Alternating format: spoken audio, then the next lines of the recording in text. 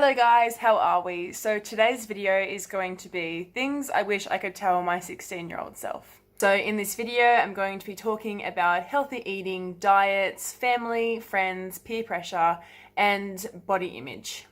So our adolescent years, especially when we're 16 in year 10 about to go into college, are times of trying to find our personal identity and trying to find who we are and experimenting and finding new friends and going through friendships. It's a massive time of development and change. Now that I have been and gone 16, I've made it through high school, I've made it through college, and I'm out the other end. I'm happy to say that the person that I am now is a completely different person to the 16-year-old Hannah. And if she was to be standing right in front of me, there's so many things I'd love to be able to say to her. So I thought that I would put it in a video, a couple of tips, a couple of things that I would love to be able to say, and maybe it will correlate with a lot of 16-year-olds who are out there going through high school or potentially going off to college or going through some stuff when they're 16. So if you guys would be interested in this video and you'd be interested in learning a couple little tips that I found completely changed once I finished high school and finished college, then grab your notebooks out and we can start. So point number 1. You are going through massive transformational, hormonal and sexual changes at the moment. So be kind to yourself. During this time, you're going to experience heaps of changes, such as changes in your body composition. So you might experience a little bit of weight gain. And normally the first thing for a teenage girl to do when she gains weight is to freak out and be like, oh my gosh, I'm gaining weight, I'm getting fat. But no, it's completely normal to gain weight during this time. You're going through adolescence, your body is changing, your body composition is changing, and your body fat percentage is going to go up. Another thing you might recognize during this time is the development of acne. Acne often comes down to hormonal changes, and what we eat can really affect how our body responds to this acne. It responds to these hormonal changes. So what we eat is really, really important in what's going on with our body during this time. Another thing you might realize during this time is massive mood changes. So mood swings, getting a bit teary here and there. This is also completely normal, as like I said, hormones. That's so much of what's going on when you're going through adolescence. So if you realize that you're maybe putting on a bit of weight and you realize that you're getting a bit emotional and you might be getting a bit snappy and maybe you're developing some acne, this is completely normal because you are going through transitional changes. Your body is maturing, you're sexually maturing, everything is developing at this point in time. So be nice to yourself and be nice to the people around you because this is a time of change, especially with your body. Now, point number 2 is all about food is your friend, not your enemy. A really common thing that I see in adolescent girls during these changes when girls put on body weight, the first thing they turn to is dieting. I've seen my fair share of diets out there. Especially when you're 16 years old, there's so many crazy diets out there. You've got the keto diet, you've got those detox diet, those little skinny mint teas that you see for $15 a month on the internet. You've got going vegan, going vegetarian, some that aren't necessarily bad diets to be on, but some that you need to be fully educated on before throwing yourself into it. Another thing about dieting, which is really concerning when it comes to adolescence, is that adolescents who begin dieting are 5 times more likely to develop eating disorders. Dieting at such a young age can just create such an unhealthy relationship with food, and this ultimately can end up in developing disorders such as anorexia nervosa, bulimia nervosa, and binge eating disorders, with eating disorders being the 3rd most common form of disease among adolescents. So important to not just go straight to dieting, to first try and build a healthy relationship with food. Try and make food your friend. Try and find the foods that fuel your body and make you feel good. And don't be down on yourself when you want to eat a bit of cake and you want to have a bit of cookies. Finding that good balance with food and not just going straight to dieting, because dieting isn't the be all and end all. It's not the solution. The solution is to try and find a healthy relationship with food. A really good way to make food your friend is to find foods that you enjoy and also notice the foods that you don't like, and maybe find some ways that you can change the way that you are preparing them and maybe ways that you're eating them. Just changing up how you're eating your foods. This is creating a better relationship with food itself. And I think another really important thing under this point is to not be hard on yourself when you do have those treat foods. Let yourself have that cake, let yourself have that biscuit, have that chocolate, maybe not all at once, but let yourself have those treat foods, because at the end of the day, it's all about balance. You need to fuel your body with all the good foods as well as all those treat foods. Otherwise, you won't be able to stay in a good relationship with food. And at the end of the day, it's all about creating a really good relationship with food. That is how you can make food your friend. So it's also a way of knowing what foods are your treat foods and knowing what foods are the foods that you need to fuel your body that are essential. And that takes me to topic number 3, being fuel your body with the essential nutrients that it needs. It's so important when you are growing and going through these developmental changes that you're giving your body what it needs. So as you guys are at school 5 days a week for 8 hours every day, probably playing sports on weekends or during the week, and you're hanging out with friends and you're also developing, it's really important that you have the right food and the right energy intakes to make sure that it's helping you get through this, making you perform physically and mentally during this time. So let's take it back to basics. What are the essential foods that I need for my body to be able to perform at my best? Our 5 food groups being our vegetables, our fruits, our grains, our milk products, and our meats. And we've also got our discretionary foods, which are our treat foods, say our chocolate, our cakes, our cookies, what we mentioned earlier. So for adolescents, it is recommended to have 5 serves of vegetables per day, 2 serves of fruit per day.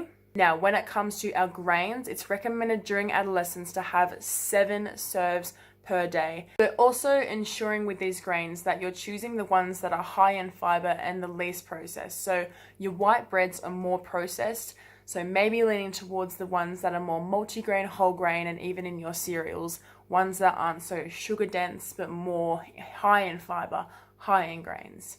Now, our third one is our meats, and it's only recommended to have 2.5 serves of meats. And for our dairy products, being our milk, our yogurt, our cheeses, anything containing dairy, that's recommended to be 3.5 serves per day. So for our discretionary foods, being our cakes, our cookies, our chocolate, all those yummy things, is recommended to 2.5 serves per day, which I think is still pretty great because it means that you can have pretty much 2 treats per day. So by aiming to get all those 6 food groups is ensuring that we're getting all the right vitamins and nutrients that are required to fuel our brain, fuel our body, and make sure that we're performing the best we can. Some nutrients that are really essential when it comes to growth is calcium, protein, and iron.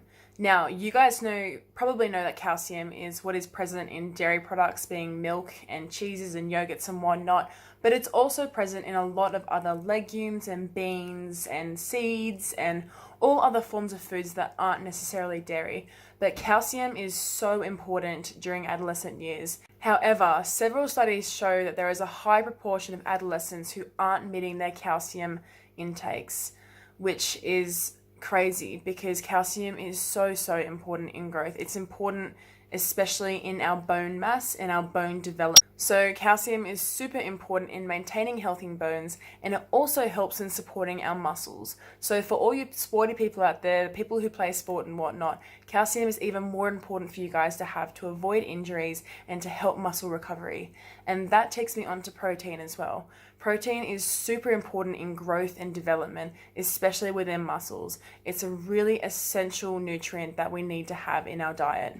The next essential nutrient that I just want to cover as well is iron. So iron is more so important for females who are starting to go through menstruation, which means that we're losing blood every month.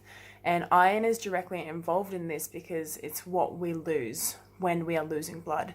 Iron is really important, and I can't stress this enough, girls, to have in our diet. Tip number 4 that I would love to tell my 16-year-old self is stop comparing yourself to the people around you and start focusing on yourself. I can't stress this one enough, guys.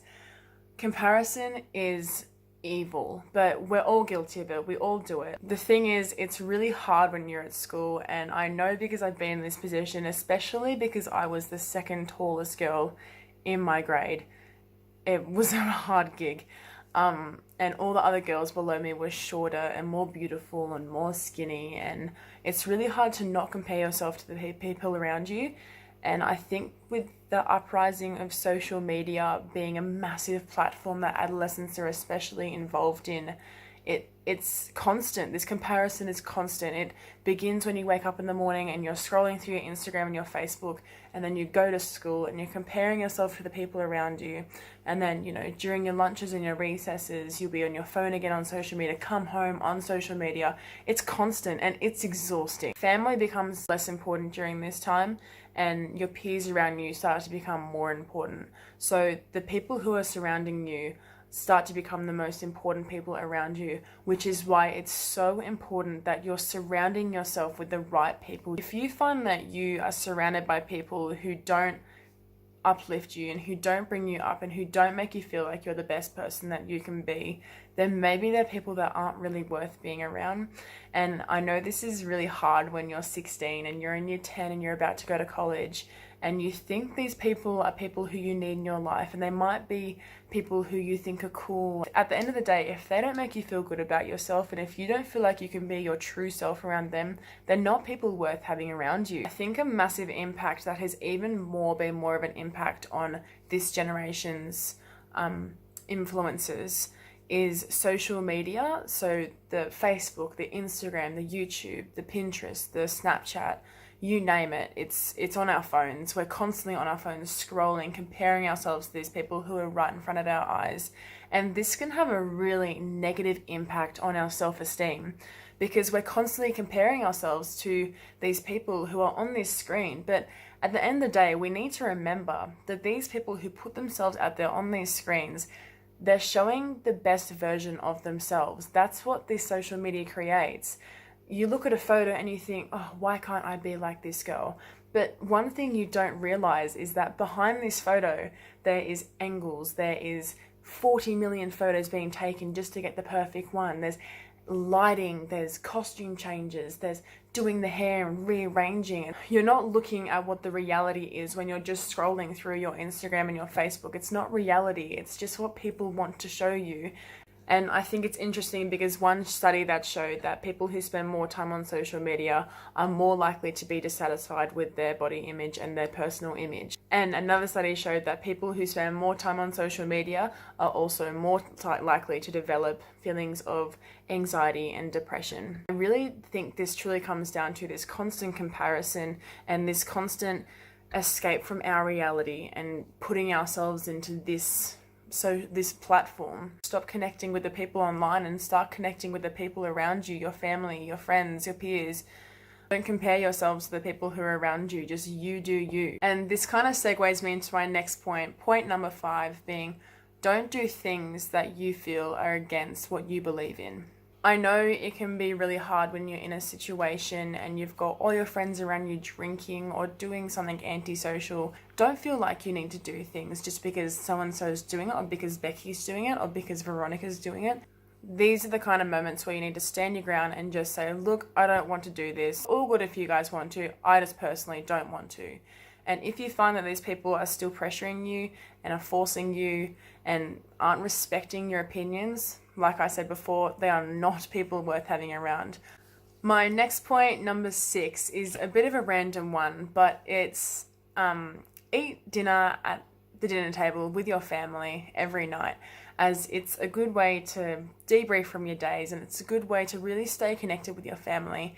And I know during this time that you're independent, you don't need your family, but your family are so important during this time of your life. But studies actually show that teenagers and people who spend more time eating at the dinner table with their parents and their family adopt more healthy eating behaviors and healthy eating patterns when it comes to their nutritional intake. So this brings me to my 7th point, being learn to love your body and yourself.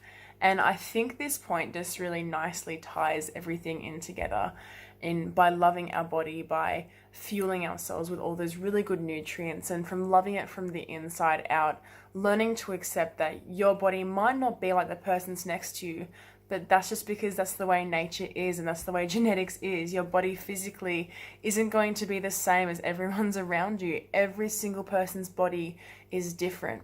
But as long as you fuel it with the right nutrients, as long as you have the right amounts of water, as long as you get enough sleep, and looking after yourself and not comparing yourself to people, then you can learn to love yourself and the body that you have. A little trick for this one that I learned to adopt is that when in looking in the mirror, instead of thinking, oh, I'm too big here, I look too skinny there, or my hair looks funky here, instead trying to say 3 things every single morning in front of the mirror before you start your day that you love about your body. It could be, my hair's looking really nice this morning, or my teeth are looking really white today, or my eyes are a really nice color. Rather, instead of bringing yourself down, uplifting yourself, and in doing this, it will completely change the way that you perceive yourself, completely changing that outlook on how you perceive yourself and how you perceive others. So that brings me to the end of my video today, guys, but thank you so much for watching. I hope that it can greatly benefit you guys and maybe a couple of your friends whilst you guys are at school. Thanks a lot. See ya.